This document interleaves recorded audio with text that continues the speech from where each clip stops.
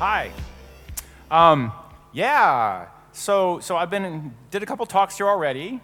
I'm sort of world renowned for the deep technical content that I put in my talks, and that is not this talk. This talk is very, very different. This talk is about people, about yourself, about myself, about emotions, and about how their interactions with our daily lives can change or make or break our life experience. So I'm not a psychologist. I don't pretend to be one. This is my experiences. Might be different from yours. So I'm not going to attempt to say, do this, don't do that. But I'm going to present you with a number of ways to think about problems that might be new to you. And from that, you should draw your own conclusions. So I ask that we make this place a safe place for a little while. And what does that mean? I've done this talk on a number of occasions. People sometimes have deep emotional responses. If that happens, let them be. Don't tell them to man up. Don't try to hug and console them, because that will tell them they're being socially unacceptable, and they will attempt to squash their emotions. And that's probably not the right thing to do there. Just let them be. So I'm going to give you a short story about emotional processing. And it's going to get a little ugly in the middle. So I'm coding. I'm in the flow. I do it all the time. I really love to code. It's my creative moment. I love building things with my mind and my fingers, and there's math and there's logics floating around, and I'm making something new. It's very exciting and fulfilling. And my creativity is up, and my emotional armor is down, when suddenly, hey Cliff, what the fuck? I showed the new code to a customer and it crashed. Oh my God, I got egg all over my face. I'm utterly unprepared. Shocked into silence. My peace has been shattered. Code and angry words are blurring in my head. You're supposed to be a hotshot. Why didn't you test it? Well, of course I'm testing it. It's still alpha code. It has many known bugs. Your crap is crap. Get out of my sight. The attacker walks off. Now I'm left reeling. Maybe an hour later, I'll come up with that snappy comeback that I should have said at the spot. But I never figured out in the moment. It just never comes when I need it. What just happened to me? Why was I stun-locked by that verbal assault? The speaker should have known that the code was barely baked. The entire dev team did. It wasn't ready to show it in any kind of form. And why yell at me for this guy doing something foolish? Obviously the fool's not me. And that's the wrong question to ask. Because why fools yell is not important. Fools will yell at you all your life. No, the right question was, why was I stun-locked? Why did I get driven into silence and backed into a corner by a mere act of words? It's because I can't do verbal processing and emotional processing at the same time. Can't do them. They're utterly distinct somehow in my head. And figuring this out has been profound for me, because I can compensate for it now. So if I just shouted at you back there and you felt a little bit of a stun in your face and an inability to maybe think past getting shouted at, this might apply to you in some way. So let's do that story again, but this time a little more depth and a little more thinking through what's going on. So we're going to shorten it a little bit too. So I'm coding, I'm in the flow, and my creativity's up, and life is good, emotional armor's down, and suddenly, hey, what the fuck? Okay, that's a verbal assault on my ego. And I just took a hit in the back. And I'm doing emotional processing, I'm recovering from it. My fight or flight response is kicking in. My head's still full of code logics. I've hardly got the world in my head yet. I'm still thinking math and code things. And before I figure out what he did and why he's mad, you're supposed to be a hotshot. Why didn't you test it? Okay, this attack is an ad hominem attack. It's just name calling or insult calling. Supposed to be, it's a direct assault against my self-esteem. Why didn't you test it? An example of my poor skills. Well, of course I test it. And I'm proud of my skills. This is me emotionally processing again this attack. So at this point, my ego guard is up. All his further blah, blah, blah will be ignored. So I start making judgment calls on his character, and he gets one parting shot in before he leaves. Get out of my sight. It's the other way around. You get out of my sight, right? He knows it, so he's leaving now because no more verbal assaults will hurt. But I am emotionally wrecked by such the attack. Pulled completely out of the flow, my adrenaline is flowing, my hands are shaking, I am wound to the nth degree, I'm ready for fight or flight. It'll be hours before I can code again. This has happened to me on multiple occasions. This is not a one-off event in my life. And so slowly I calm down, and the adrenaline ebbs, and my intellect kicks in. I'm a smart guy. I can replay the conversation in my head over and over and over and over and over and over. I'm spinning.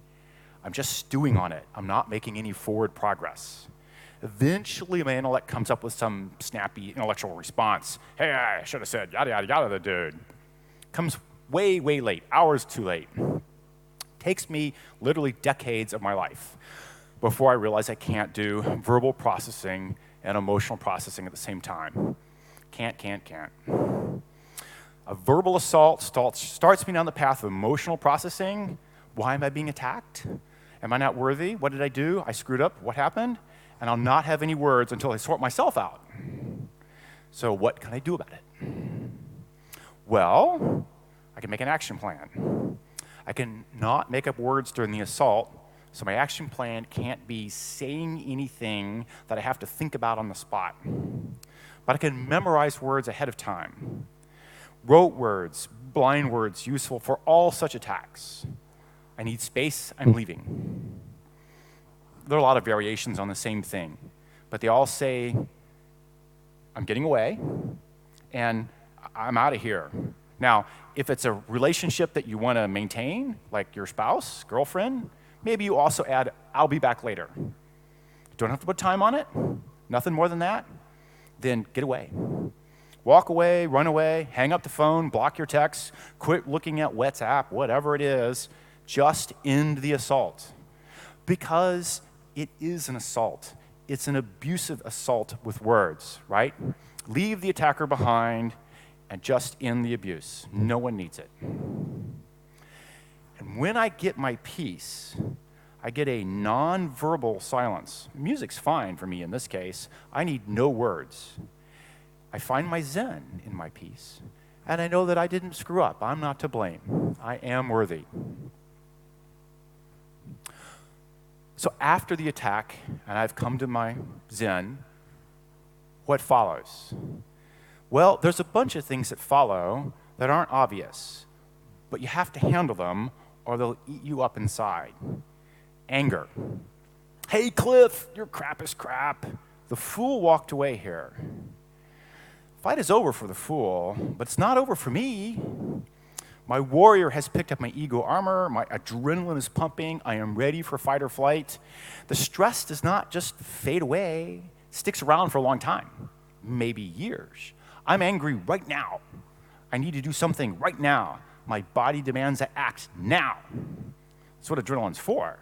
So I'm angry. I want to attack somebody, anybody. I'm smart enough not to attack somebody who's dangerous, so maybe I attack somebody who is safe. Say my spouse, the dog, kids. I raised 4 good kids. They still love me. The person next to me, right? I'm angry at the fool. I'll attack who is safe to attack. It's wrong twice, right? Once because I end up attacking the very people who are trying to help me. Probably innocent bystanders who saw the attack and know it was a stupid thing going on, and they're feeling my pain and trying to help. And twice because my anger isn't directed at the source. The fool took no repercussions. He walked away scot-free. He's safe to attack me again. And yet, I still need to get the anger out. Because if you keep anger inside you, if you stuff it in and you stuff it in, I'm so mad, and you stuff it in, and I won't show it, and I won't show it, and I'll make a smile for the boss, it leads to depression. It's high stress, causes all kinds of follow-on health issues. So the key here is to get the anger out of you, but not at somebody, right? You have to do a physical activity to get the adrenaline out. But not at means not focused on a person. So go for a run. Go to the gym, take a walk, get a tennis ball, tennis court, hit the ball as hard as you can, put the fool's face in the ball and smash it around until your sweat rises and your anger fades. It's that heavy aerobic action that will burn the adrenaline out and remove from you the physical thing that your body prepped for on the attack. And now you need to work through the emotions once the anger fades, right? What happened to me? You were attacked. I got attacked. That's legit, right? And I need to move past that. It's no stew on it. I got attacked. I can't think past I got attacked. No, move past, right? Harvest the best, toss the rest. What was useful? What did I learn? Well, I learned Joe from sales is an asshole. It was some useful learning. Painful, but useful. For me, talking through it works best by talking to what I call the village, the civic, the people around me, the society that we globally form, including everyone in the audience here. Friends and family, coworkers, it doesn't matter. I want to talk, and the act of having somebody hear my story validates that I'm sane in my head, that I wasn't an idiot, that I didn't do anything stupidly wrong. For you, it's probably different. Painting, singing, writing, sailing a boat, meditation, long, quiet hikes in a beautiful place. Whatever you find your zen, your peace, you get a chance to work through those emotions. But know that you need time to sort it out. It doesn't just happen instantly, and you have to give yourself that time. So when the hubbub of life settles down and the kids which need attention right now and have to be dealt with despite my horrible day at the office or whatever, when life gets quiet, don't reach for things to make noise in your life. Put down the Facebook and the funny little game, and the Netflix and the loud friends with loud drinks, and work through what happened. Just like a body injury, like you skinned your knee when you fell off your bike, just like that, your soul needs some time to heal too.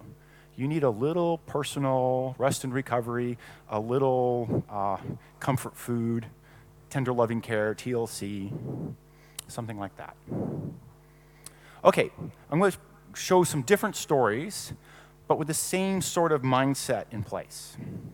So this same pattern of being unable to do verbal and emotional processing shows up in my love life. So I was married almost 20 years and divorced more than a decade ago now, quite some time ago.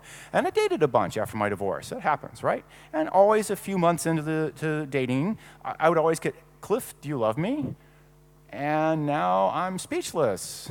I'm thinking, what if I say no? Will she walk away? Is she so concerned about love at this point? It's too soon. I mean, I like her a lot, but this takes longer.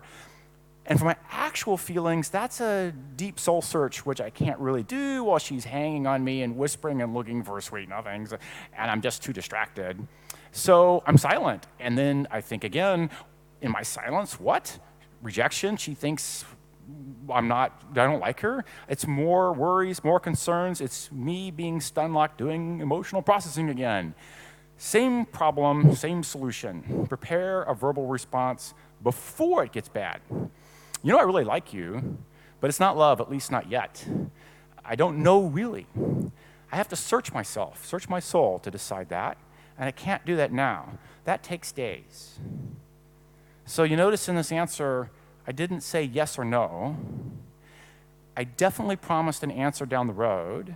I put a timeline on it, but it was a generous timeline, enough for me to actually come up with the right answer. So the person on the other side is also having their own soul-searching problems, and they're trying to figure out what to do with their life, and they deserve an answer. So I'm going to give them an answer, a real one, but that will take some time, hence some days in the message. Same pattern in my sex life. Sex is highly emotional for me. I suspect it is for everybody. I can't talk because there's a lot of emotions going on. No amount of poking or prodding changes that. So I can listen, I can act, I can be guided, I speak with my own actions, same solution, talk it out in the light of day before the emotions hit. So no more on that in case people get a little too excited. So here's a work-based story of the same issue. Somebody's excited about a solution, and they're sharing it. loudly and excitedly, hey, I finally figured out how to solve X. Oh, we just need to do da da da da da da da. And others are getting excited and talking out the problem, and they're sharing solutions. They're brainstorming. This is a good thing. And quietly sitting in the corner is somebody maybe with a bright idea, somebody listening quietly, watching, paying close attention, too afraid to speak up. They're thinking, what if I'm wrong? I'll look like a fool. I wish I could talk, but I can't. They won't believe me anyhow. I'm not worthy. All the things that nervous junior people say to themselves that keep them from raising their hands in class, in the office, and everywhere in life show up here. They're doing emotional processing, and they cannot come up with words. And from the outside looking in, as a tech leader, it's really easy to spot now that I know what to look for. There's the loud few sharing loudly. And over in the corner, some quiet, intent listeners. Something's going on here. So as a leader, I need to step in. And I don't want to shut down the brainstorming. That's the good stuff. And I don't want to shut down the brainstormers because they're doing good things. But I want to make a verbal space. Some way acknowledge that the quiet ones are also worthy of talking. Encourage them to speak up. Make a safer place for quiet thinkers to speak. So the loud speakers, they need to be acknowledged. Their ego needs feeding like everybody else. Probably one of the reasons they want to be acknowledged loudly is because this is how they get their own good feelings about the world, that they have their peers tell them they had a good idea. That's their own self-worth coming in. So I want to acknowledge that. Hey, Larry, I heard you suggest XXX. Is that right? So I'm not shutting Larry down, and I'm not claiming he's right or wrong. It's a brainstorming session. All bets are off. All things are worthy of looking at. And after Larry says, yeah, I got it right, I said the right kind of thing there, I see some quiet listeners. Anyone else want to chime in? And suddenly a verbal space appears. I make it safe for other people to say something where they're not getting overrun by the loud people who are being loud. So I'm going to switch a little bit and go to some more generic strategies about thinking about emotions and about people in general in life. None of these are hard and fast rules, and none of them are things you must or must not or whatever. These are all generalities, but useful ways of thinking about the world. Aspects, farmer, magi, warrior. We all show some of these in different portions. A farmer is somebody who enjoys hard work and what he makes with his labor. I built a house today, carpenter might say, right? Tradesman, somebody, construction worker, the baker who shows up at 4 a.m., preps all his work, bakes the loaves of bread, and at 6, the busy commuters come in and grab the fresh bread from the shelves, and he sees all the hungry mouths he's feeding, and he gets his self-worth from being there for them. Magi enjoys smart work and building magical things, right? Got a GUI working today. That's programmers, that's all of us. Doctors, experts in all walk of life. People who do, I don't know, bridge and building inspection, people who design, architect things, people who construct whatever things that are difficult to make in the world.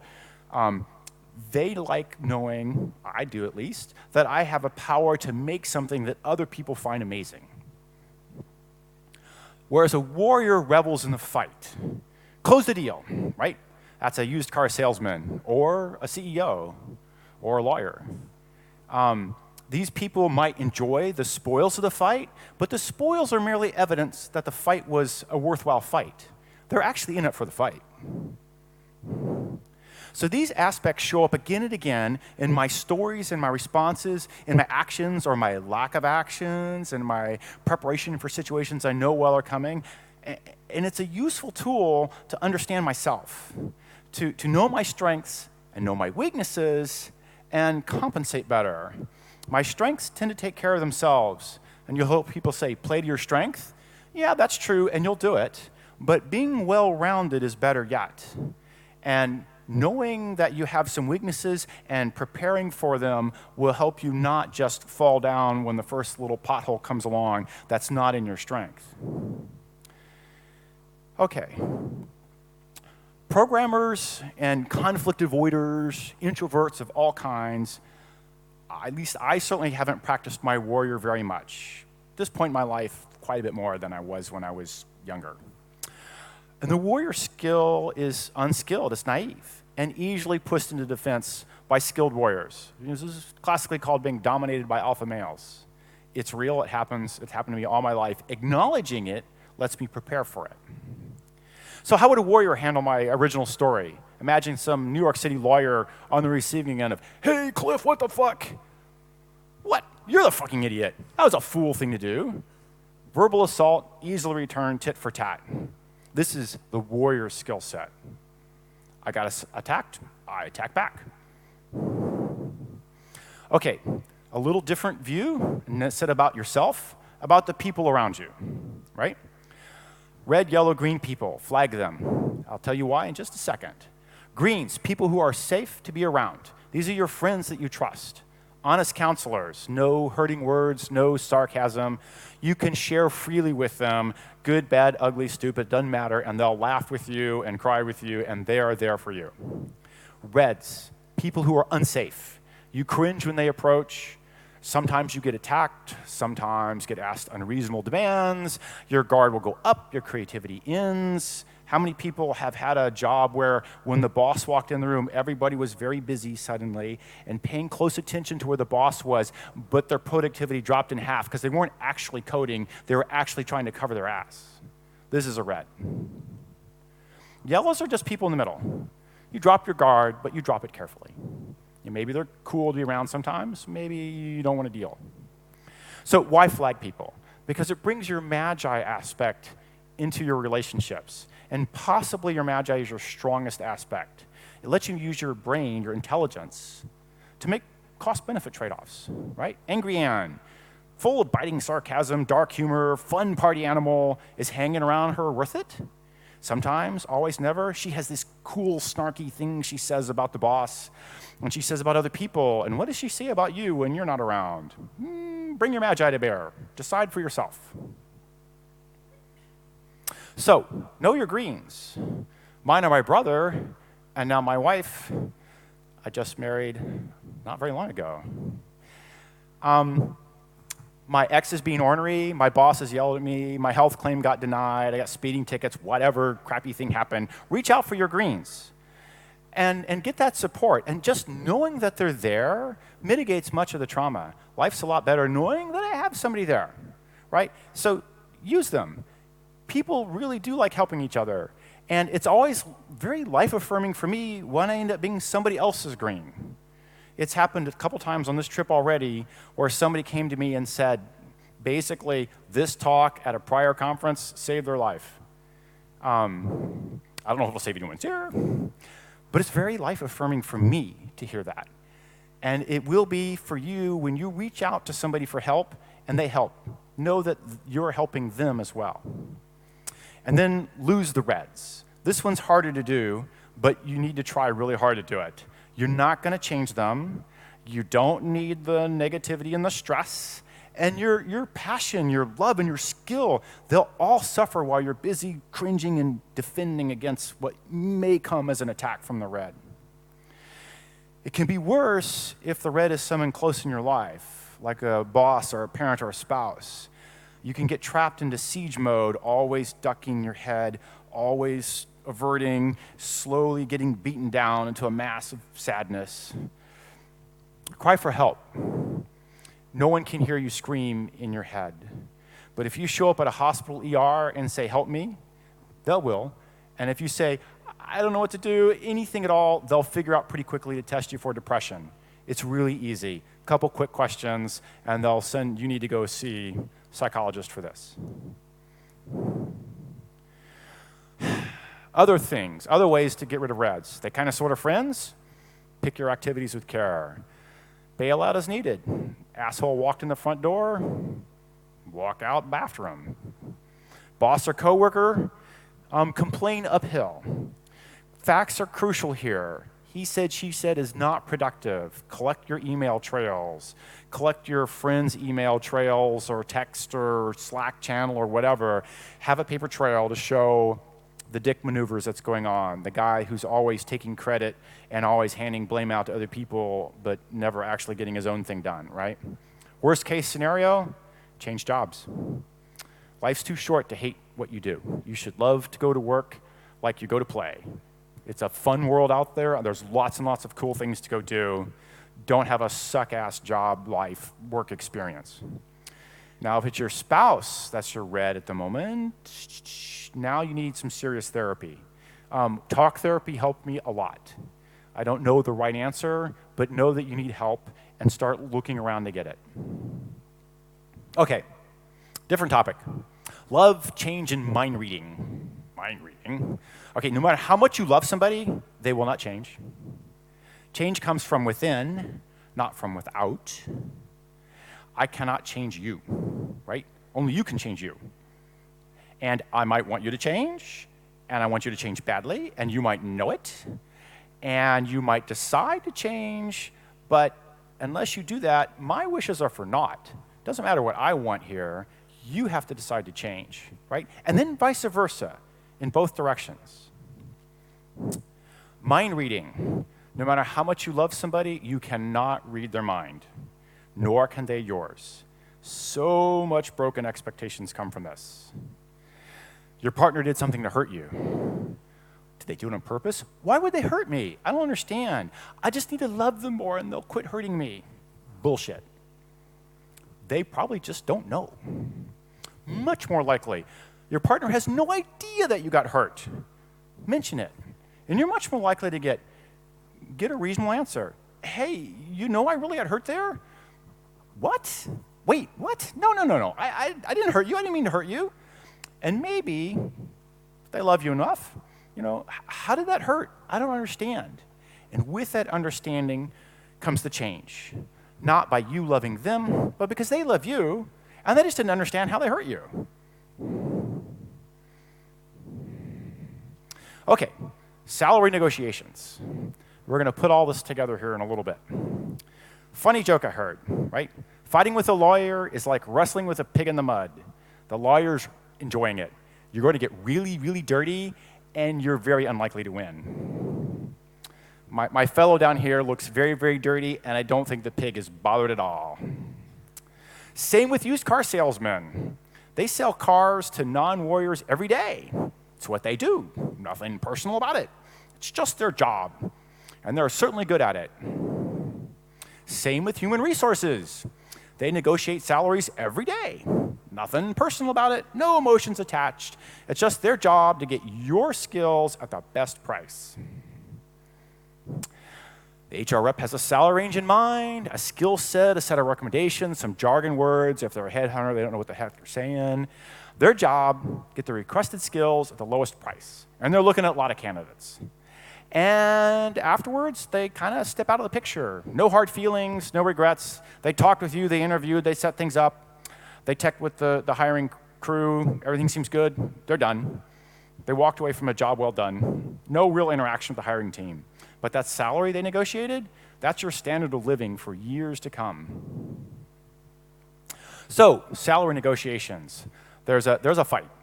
There's a pleasant, hello, how are you? Welcome to yada, yada, yada. And then, like any good warrior, there's an attack made. It's an acceptable attack. It's a socially acceptable. It's a verbal. So, how much are you making now, Cliff? Or, so Cliff, how much do you need? Right? And immediately I'm thinking, if I tell them I'll only get offered a little bit above that, I know I'm worth more. How is my self-worth judged by a number anyhow? I'm doing emotional processing again. It's my unskilled warrior on the defensive. And pretty soon I feel backed into a corner. I really need this job. I need it. I got to tell them so that I get an offer. So I tell them. And of course, the fight is lost before it hardly began. And I get an expected lame offer, and I'm feeling underappreciated for years to come.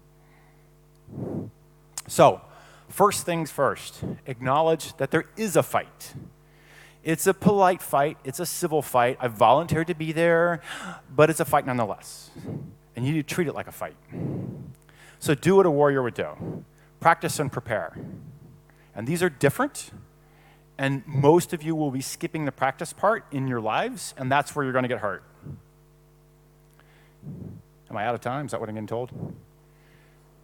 So, your magi does your preparations, but your warrior does the fighting. And so your warrior needs to practice So prepare. This is your magi at work. Know your worth. Look it up.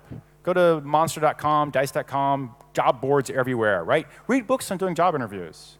You're looking to do a cross-sell within a company, you're going to hire somebody else, you're going to go do something else. Look it up, read about it. BATNA is another one to go look up. Best alternative to a negotiated agreement.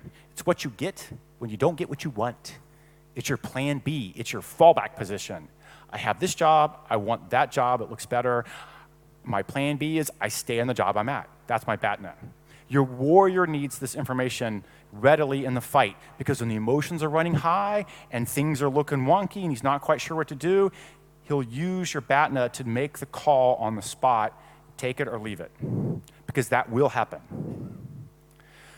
Practice, unlike preparation, hits you in a different place, trains a different warrior muscle.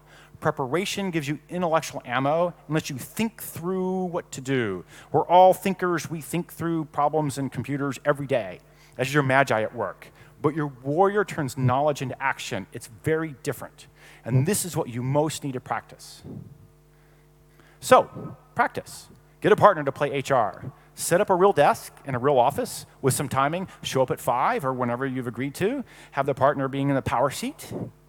You dress up nice, you get out of your comfort zone, no casual slacks and blue jeans, but do what you would do for a standard job interview, play out the negotiation. Partner asks you some tough questions. So, Cliff, how much do you make? So, Cliff, we looked at your coding test, it looked kind of average. We were thinking, you were more senior than that, so, how do you handle negative feedback, right? How do you feel when you get shitted at in the job interview on the spot? Does it make you feel bad? That might be on purpose to keep you off balance so that you'll take the worse offer, the better one from the HR rep's point of view, right? Practice answering common questions like, how much are you making now? Turns out you don't have to answer that question, not to the number of what you're making, but you have to answer the asker. So you do something here, but you don't have to tell what you make. I'm asking for XXX, some number I've prepared ahead of time, right? Because of my great skills, because I'm a great fit for this job. I've looked at what you guys are doing. I know I can help you guys. I think I'm worth 120K because this is what this is what I would take to solve your problem. Don't answer what you are being asked, but have an answer. Spend the time. A better salary is totally worth a few hours spent because you might be living with that salary for a long, long time. Okay, I'm going to wrap it up here. Salary negotiations. Acknowledge that it's a fight. It's a polite fight. It's civil. It's only verbal, but it's a fight. And like any fight, you should prepare and practice. Preparation uses your strong magi skills already. You've probably already done half of this, even as I'm talking it. But your practice may help your not so strong warrior. And warrior is what will turn knowledge into action. The knowledge you get from your magi about what you can expect, what you can fall back to, what your different choices are, the warrior will turn that into the action that he has to be done on the spot. Give your inner warrior that fighting chance. Love. It does not change all, although it does change you. And you still suck as a mind reader. So quit assuming. Ask. It's really cheap to ask. Green, yellow, red people, make the judgment call. Just keep it quietly in your head. And note that you're not declaring some red person as a bad person, just bad for you. And avoid them, right? Lose the reds. Know that you can lean on your greens. And when the attack is emotional, leave. Get away, walk. Find your space, find your peace, find your zen, right? And if there's anger involved, get it out, but not at, because that doesn't help the target. And it really doesn't help you either. You need to get that anger out, but don't hurt anybody while doing it. So physical activity to release the anger. You have to do physical activity to burn adrenaline. You just have to. The easy answer, get up and walk. Walk out the door, go around the block, right? But release the anger before it turns into depression. Give yourself time and space for soul healing. Honor your wound, right? Know that your skinned knee, like a skinned heart, needs some time, some little tender loving care. Self-awareness is a lifelong journey, and we're all at different places on it. People can be stuck in one place for decades and then move forwards again. It happens. You'll meet old men who behave like children, He who dies the most always wins. Or heard wisdom from the mouth of babes. So don't judge people for where they are at in life, as in turn you may not wish to be judged. That's it.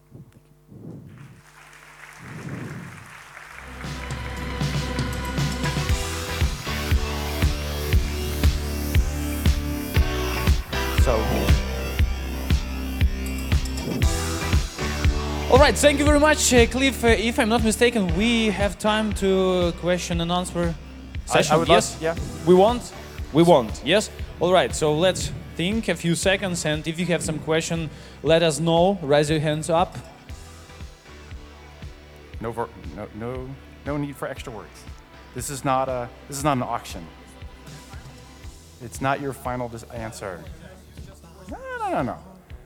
It's all good. So it is Q&A time, but maybe not. And there's somebody in the back already. So you might have to stand up so people with a microphone can get to you, because no one will be able to hear you from back there. Okay, right there, guy standing, looking for a mic. Come out, sir. Come out this way, and tell me your question, and I'll repeat it verbally until we get a mic to you. Okay, he's over on the right-hand side. I see people running down the left. Oh, there's more than one. Come up front. A guy on the right who I just chased out. Okay, whoever wants. Whoever wants to go first. I'm all good. Yep. Yeah. Hey, sir. You said if I'm attacked, I shall leave. But why to fight back is bad idea? It's not a bad idea, but people will make bad decisions when they're run on their emotions alone.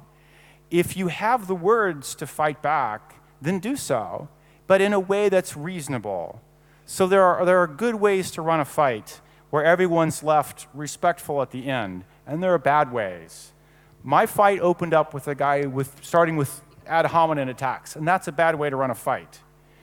That fight won't get better by throwing ad hominem insults back, but you might shut him down, at least a little bit. In this case, if you have the words, you can try it, but it can get ugly fast where no one wins. Whereas if you walk, there's time for thinking to go around, and then a quiet conversation later might be much more productive. Like you have a few words with his boss and say, programmers try to get something done, getting shouted out in the back just ended the productivity for the day. You might have a talk with sales guy X about how he treats the engineers who are making the golden goose that he's busy trying to sell the eggs for, right?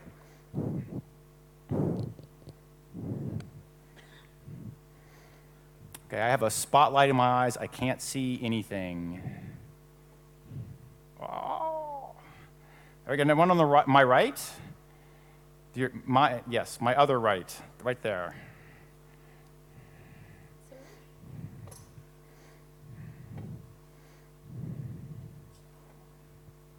Hi, thank you for your speech. I have a question. You mentioned that there are red peoples, and red peoples, it's not actually bad at all. It's only bad for you, for me. So is it a good idea just to leave red peoples, or it is better to change your mind, to change criteria, how you judge such peoples? You have to decide how you want to live your life. And you have the best judgment of who's right or wrong for you, certainly not me. So no, you don't learn to accept. You also have to live in the world where there are people around who are kind of, everyone's been cut off by the rude driver. It happens. You have to learn to live with that. But if you have an interaction going on where you think the other person's not being good and repeatedly not being good, and you want to flag them red, they're probably a red for you, and yeah, you should walk. Don't change who you are to accept the abuse. Sometimes you need to understand why this people is red, why they act in this way, and then maybe you will change your mind. If you can come to the understanding of why they are being angrily toward you, then sometimes you can lead them forward in a path where they quit being angry, help them understand themselves. But people are ready to understand and accept help when they're ready and not when you understand what they might need. So it's not necessarily the case that You see their pain, you understand why they're angry, you have something that you think will help them, and they're going to listen. They just may not be listening. So you have to decide, it's worth a try once or twice, but at some point, if they're not listening, they're not going to listen. And it's just time to walk away and save your energy for a more productive endeavor. Okay, thank you. I got a front row here.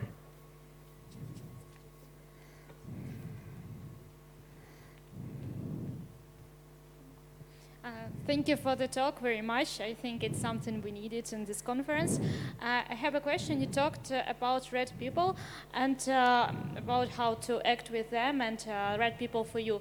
But what if you are red people or red person for someone? How to detect it, or maybe you don't want to be it on purpose?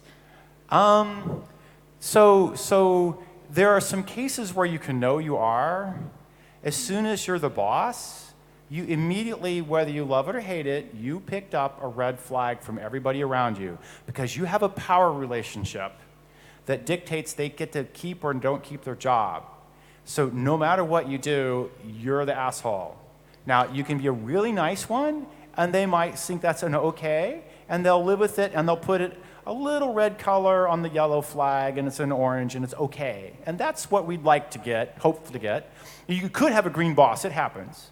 I won't say never, but I will say, the first assumption is I have to please this person. They hold my job in their hands. Immediately, that means I'm deferential. I am watching out for them. I am trying to figure out what's the right or wrong thing to do or say. And there's a lot of triggers around that. If I have myself triggers about things that I think are normal and other people think are different, or you as the boss have a certain trigger or not or whatever, like claws on the whiteboard like drives you nuts and I don't know it and I accidentally trigger, there's a tension there. Otherwise, I would say treat people how you would like to treat yourself, be treated yourself, and you're not automatically any worse than just what that is for being the boss. Okay, thank you. Yeah. And if somebody tells you something's going on, then, listen carefully. Okay, thanks.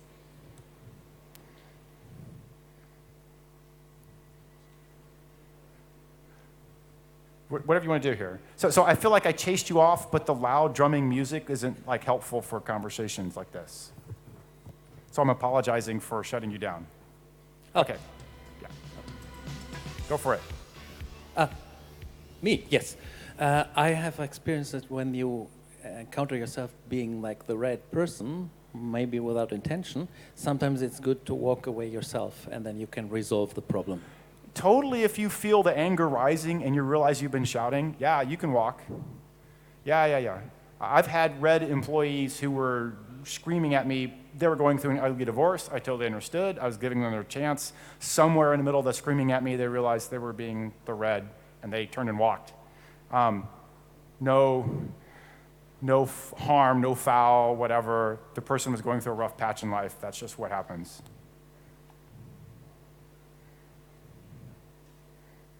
Another one there. Hi, thanks for your speech.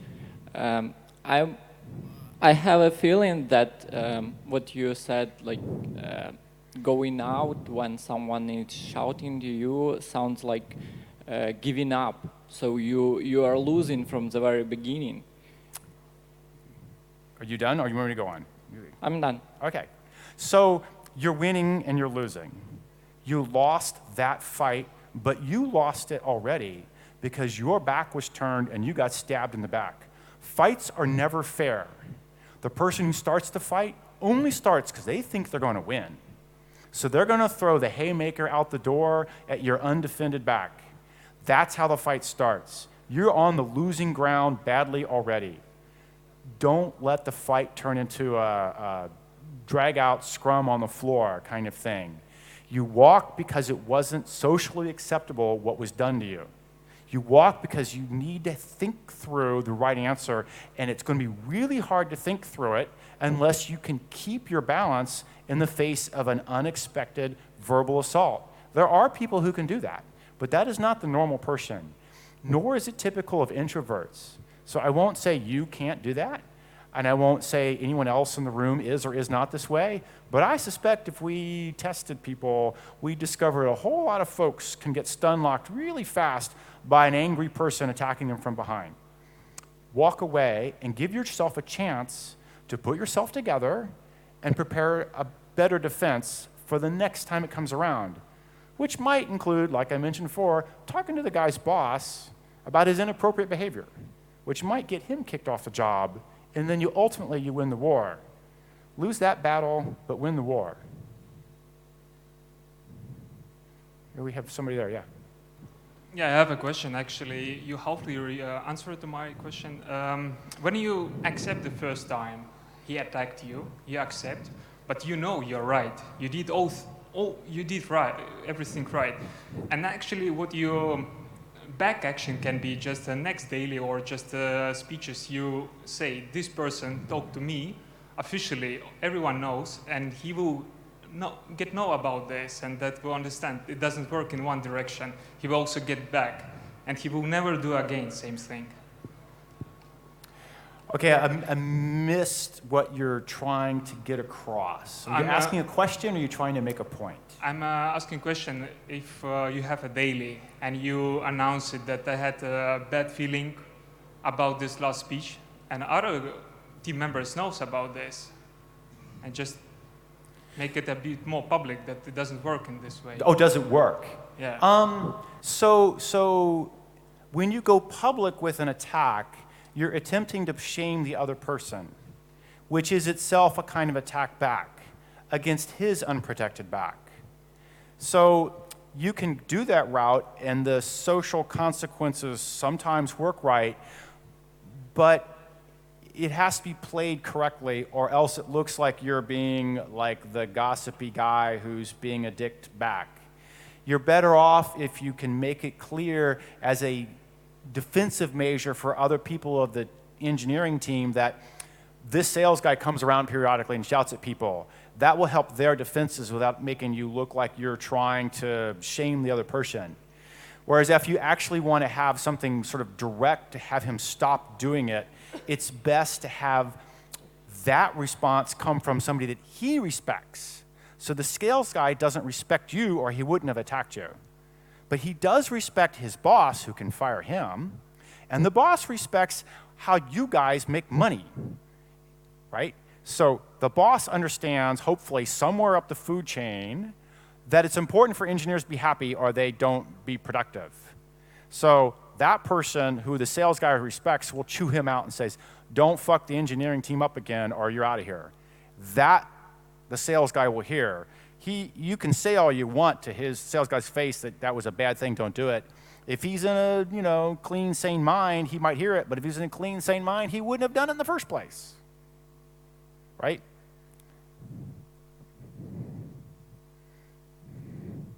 All right, another one.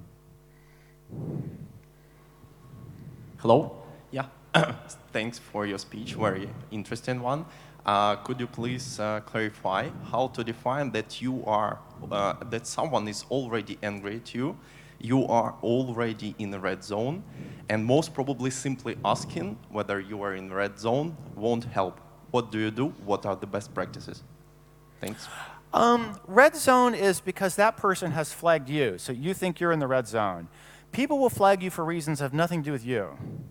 You look like my abusive dad who raped me when I was a child. Nothing you can or say or do about it, you're in the red zone. And until that person gets their own emotions straightened out, there's nothing you can do about it. So you can play buddy-buddy if they learn to trust you, then and hopefully you're deserving of it. Maybe they'll slide you from red to yellow and wherever. But if you get flagged immediately for being red without you doing anything about it, expect that they have some trigger that you touched, and you don't know what that trigger is. You're a lousy mind reader, they're a lousy mind reader, but you resemble somebody that hurt them in the past, and so they triggered on it. And then maybe, you can work past the trigger, and they can understand themselves that is an incorrect application of the trigger, and they should save that particular red bomb for somebody else. But it maybe not.